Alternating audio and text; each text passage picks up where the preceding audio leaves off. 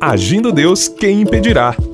Uma palavra de fé, esperança, amor e prosperidade para a sua vida. Olá, meus queridos! Paz, saúde e prosperidade para você. Iniciando mais uma semana de fé e milagres com as nossas pérolas de sabedoria de Deus, a sabedoria do alto. Um grande abraço a você que nos acompanha, tem sido abençoado, tem sido edificado com essas palavras de fé, e eu quero informar para você que de segunda a sexta-feira eu tenho realizado uma live Negócios com Deus. E você pode participar pelo nosso Instagram do Agindo Deus, quem impedirá. Participe e é mais uma opção para você receber nossas instruções espirituais, para que você tenha uma vida abençoada. E nós, quando eu falo nós, eu me refiro à minha pessoa, pastor Edson, a pastora Eva, minha esposa, a nossa família, a família Agindo Deus. Todos nós desejamos o que Deus te abençoe poderosamente, e creio que você já faz parte dessa grande família. E vamos falar essa semana sobre a importância de Deus, o nosso querido Deus que nos sustenta e que nos fortalece. E eu creio que vai ser muito importante a palavra desta semana, a partir de hoje, porque você vai receber instruções para fortalecer tanto a tua vida espiritual quanto também a tua vida material. Eu já quero começar com Joel capítulo 2, verso 19, diz: E o Senhor responderá e dirá ao seu povo: Eis que vos envio o trigo e o mosto e o óleo, e deles sereis fartos, e vos não entregarei mais ao opróbrio entre as nações. Muito bem, gente, aqui o profeta ele está dizendo que Deus vai enviar o trigo, o vinho novo e o azeite. E é interessante que esses três principais produtos agrícolas de Israel são estes, né? E sem eles haveria miséria, fome, morte, desgraça, e desta maneira não se poderia oferecer um culto genuíno a Deus.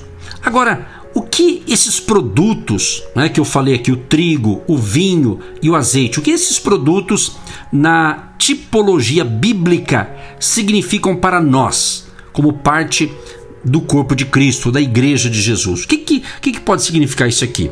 Ou seja, nós que somos o Israel de Deus, correto? Através de Cristo. Então preste atenção em um detalhe. Ele diz assim: Eis que vos envio o trigo e o mosto e o óleo. É a declaração do Senhor Deus por intermédio justamente do profeta Joel, que é o verso que eu li da Bíblia aqui, o texto bíblico. Então veja bem, o trigo ele trata de sustento. Então nós vamos falar essa semana sobre o Deus que nos sustenta, o Deus que nos supre as nossas necessidades. Então o trigo trata de sustento, o vinho novo fala de uma vida de alegria, de felicidade, e também fala do sangue de Cristo, ou seja, uma vida feliz a partir do momento em que Jesus opera então a transformação e a salvação. E o óleo, ou o azeite, né, fala do Espírito Santo. Muito bem, então diante dessa introdução, Deus ele enviaria ao seu povo o sustento material, emocional e espiritual. É aquilo que nós temos ministrado aqui durante toda a semana. Que você tenha a saúde material, a saúde emocional, a saúde espiritual, ok? Então quando ele falou que enviaria, então ele enviaria uma vida de felicidade e também concederia o Espírito Santo. Então a gente vai conversar com vocês aqui, nós vamos conversar, eu vou conversar com você durante essa semana, baseado nessa introdução de hoje, tá certo? Agora, se o trigo significa sustento, que tipo de sustento seria? O que seria? Será que é sustento físico? Sim, sustento físico, sustento material, sustento emocional e também espiritual. Então, para hoje, nos dias atuais, para o povo de Deus, isso significa que Deus vai enviar o sustento, então, material, emocional e também espiritual. Agora, eu quero comentar aqui a importância da gente entender um pouco o histórico aqui da origem, né, desses produtos. Por exemplo, o trigo é um produto agrícola cultivado em todo o mundo. É a segunda maior cultura mundial de entre todos os cereais, atrás apenas do milho e à frente do arroz. É interessante isso aqui. Por quê? Porque os grãos de trigo eram consumidos numa espécie, como se fosse uma papa, né? Misturados com peixes, castanhas, frutas e água. Nós podemos dizer o seguinte, vamos fazer aqui um entre aspas aqui, né? A invenção do pão é atribuída aos egípcios, que descobriram o processo de fermentação do trigo séculos antes do nascimento de Cristo. Então, o trigo era o grão mais caro na época. A farinha de trigo era um luxo que somente os mais ricos podiam ter. Isso está registrado em Gênesis 18, verso 6. Posteriormente, o trigo então tornou-se um artigo de exportação muito valioso e passou então a ser enviado a partir do porto de Tiro para outras cidades costeiras do Mediterrâneo. Isso aqui eu estou apenas dando um dado histórico para você entender a importância desses três produtos aqui que nós estamos iniciando hoje falando sobre ele. Se você prestar atenção e você me acompanhar durante toda a semana, você vai ser muito abençoado, você vai desenvolver muito o seu relacionamento com Deus, ok? Então, e a Bíblia? Na Bíblia, a ocorrência da palavra trigo nas Escrituras está relacionada a uma bênção dada por Isaque a seu filho Jacó.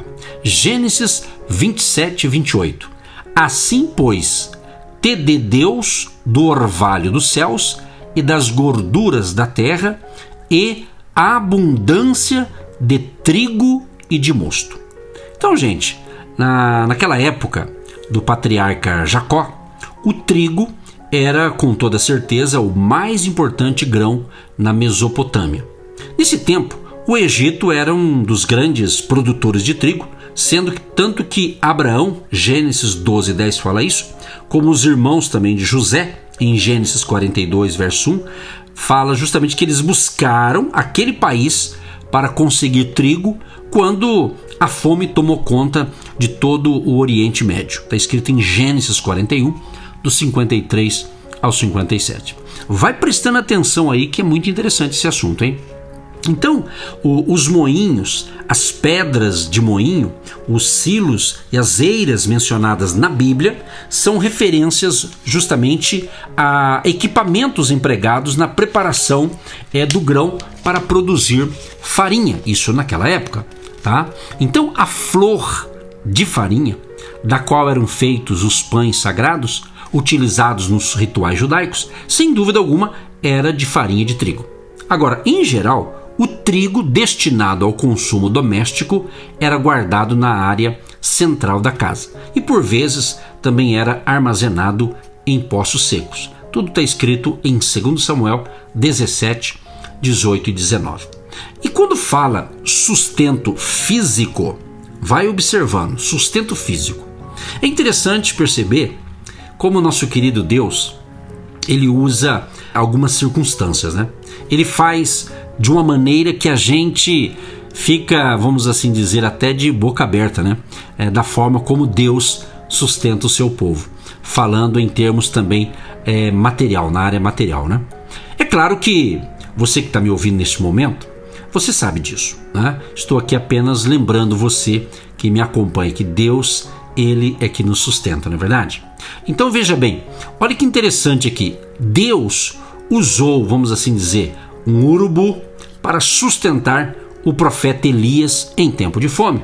Deus mandou Elias esconder-se na caverna, levou pão e carne de manhã e de tarde, depois o ribeiro secou.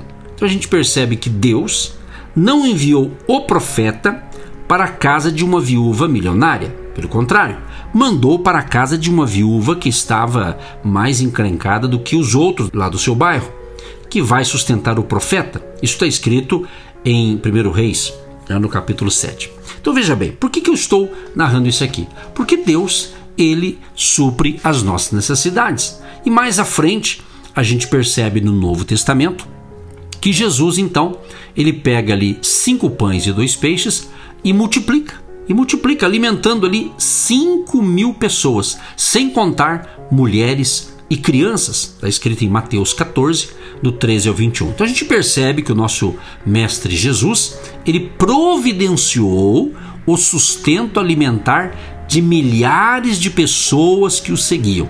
Eu tenho uma notícia para te dar. Deus não mudou. Ele é o mesmo de ontem, de hoje e será eternamente. Então creia. A bênção está chegando para você. Creia nisso, hein? Tá bom? No final nós vamos orar e nós cremos em milagres, hein?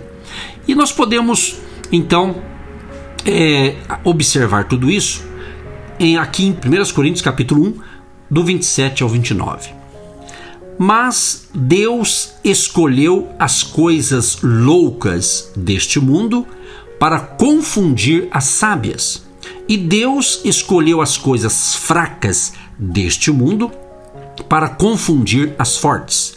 E Deus escolheu as coisas vis deste mundo e as desprezíveis e as que não são para aniquilar as que são, para que nenhuma carne se glorie perante ele. Então veja só, Deus usa coisas vis, ou seja, de pouco valor, desprezíveis, que pode até ser descartadas, que ainda não são nada, algo que ninguém sente falta.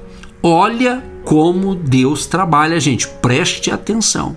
Deus usa isso para sustentar o seu povo. E por que ele faz isso? Por 2 motivos. Primeiro, para que ele, Deus, ser glorificado. Deus quer ser sempre glorificado. Sempre nós estamos dizendo que a glória tem que ser para Deus. E ninguém deve gloriar-se, né? Mas sim gloriar a Deus, dar a glória a Deus, a honra a Deus. Então, o Deus Todo-Poderoso que cuida de nós nos pormenores, ele também sustenta o seu povo detalhadamente na vida material. Olha o que diz Salmo 104, 27 ao 29. Todos esperam de ti, que lhes dês o seu sustento em tempo oportuno. Dando-lhe tu, eles o recolhem. Abres a tua mão e enche-se de bens. Escondes o teu rosto e ficam perturbados. Se lhes tiras a respiração, morrem e voltam ao próprio pó. Então veja bem como Deus é maravilhoso. Então veja o cuidado de Deus. Aqui tem uma história interessante de um homem de Deus chamado Neemias, falando sobre o povo no deserto, no capítulo 9 de seu livro de Neemias. Desse modo os sustentaste 40 anos no deserto. Falta nenhuma tiveram. As suas vestes não se envelheceram e os seus pés não se incharam. Olha que interessante. Então, se Deus sustentou mais de 2 milhões de pessoas no lugar mais improdutivo do mundo, que era o deserto, como ele não vai então sustentar a nós, né? A minha família, a sua família aqui no Brasil, ou você que me ouve em outra parte do planeta Terra? Capaz, principalmente no Brasil, um país riquíssimo, um país abençoado, tudo que planta dá, não é verdade? Gente, eu vou encerrar com a oração agora, mas amanhã, não perca o episódio de amanhã, que eu vou dar continuidade à provisão de Deus aqui para todos nós. Deus Todo-Poderoso, eu quero te louvar, eu quero te agradecer por estarmos iniciando aqui o nosso podcast e também aqui pelas emissoras de rádio e também pelo nosso canal no YouTube. Mais uma semana aqui do mês de setembro, encerrando, portanto, este mês, durante essa semana, Senhor. Deus, libera o teu favor sobre nós. Cuida, Senhor, de cada família, de cada pessoa, cada um que me ouve neste momento, Pai. Abençoa a sua vida espiritual, emocional e também material. Que a bênção da abundância e da prosperidade que vem do Senhor, o Jeová Jireh, o Deus provedor, seja sobre todos os seus filhos e filhas, todos que nos ouvem neste momento, Pai. Abençoa aqueles que têm plantado uma semente de fé financeira no nosso ministério Agindo Deus Quem Impedirá. Abençoa os empresários, empreendedores, trabalhadores, enfim, os profissionais liberais e, enfim, todo o povo querido. Abençoa que não falte nada nessa casa e que a bênção de Jesus, a bênção da salvação, a bênção da vida eterna, a bênção do milagre venha sobre todos que ouvem, que recebem esse ensinamento, que recebem esta oração e creem, sejam abençoados em nome de Jesus. Amém. Você que se identifica com o nosso ministério Agindo Deus Quem Impedirá e tem interesse em investir uma oferta missionária em nossa programação, torne-se um agente de Deus e faça parte dessas pessoas de fé que semeiam com fé e vão colher o que semeiam. Anote: Banco do Brasil, agência 1243-2, conta corrente 68630-1. Que Deus prospere a sua vida. Agindo Deus, quem impedirá? De segunda a sexta, uma palavra para abençoar sua vida.